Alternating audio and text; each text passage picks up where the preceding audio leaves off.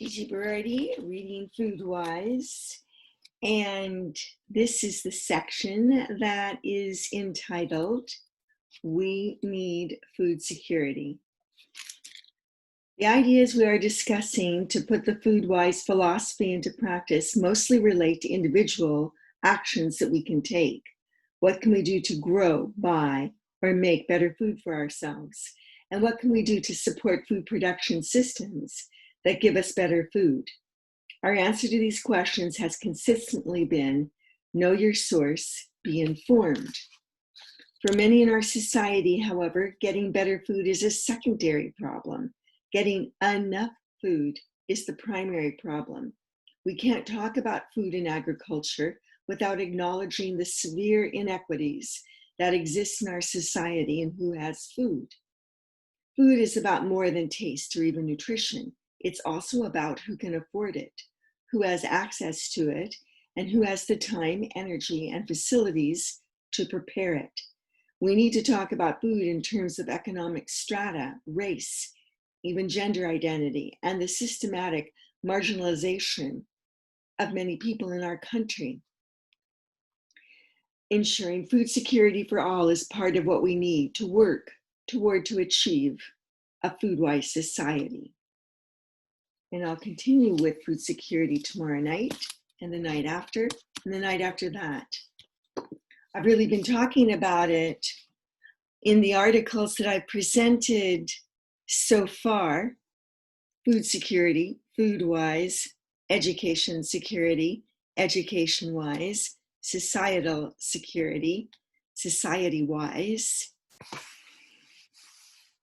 And tonight I have several articles from the New York Times, which is perhaps stating the obvious in terms of what's happening with infection cases, with the opening, so to speak, of sections and regions that were previously in shelter in place, in lockdown. That has not been without many, many problems. And those most affected are those without assets, without resources. So I've already talked about coronavirus being not the great equalizer, but the great revealer about such inequity. In this New York Times article is presented topics, just a survey of the top stories in the New York Times related to these ideas. Glasses on. That the virus is surging in Latin America, pushing the region to the limit. Widespread problems mar Georgia's primaries, a test of its ability to hold an election in a pandemic.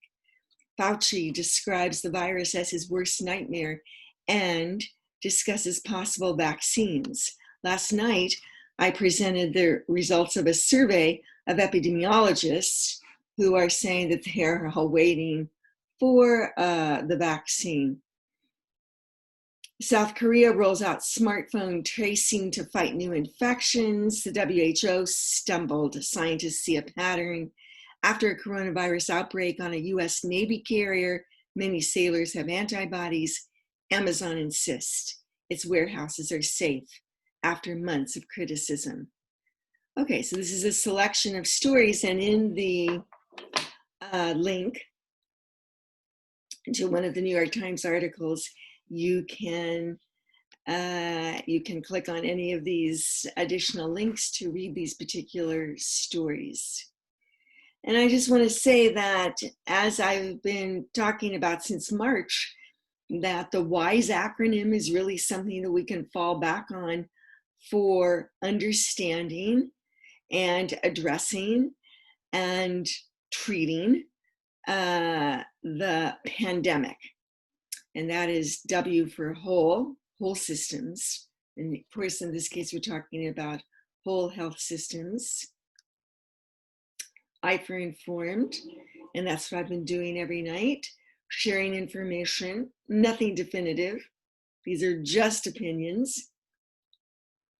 One stream of information to consider. S for sustainability.